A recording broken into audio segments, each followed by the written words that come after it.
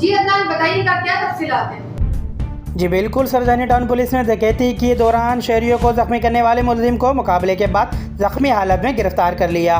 ملزمان نے خدا کی بستی فیز 2 میں ڈکیتی کی واردات کے دوران مذمت پر فائرنگ کر کے شہریوں کاشف بل رزاق کو زخمی کیا تھا۔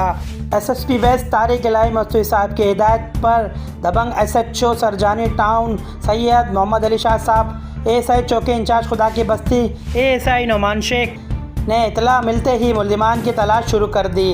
پولیس نے بعد تعاقب کے ملزمان کو روکنے کی کوشش کی اور دو طرفہ فائرنگ کے بعد ملزم شہزاد ول یاسین کو زخمی حالت میں گرفتار کیا اور ساتھی ملزم فرار ہو گیا۔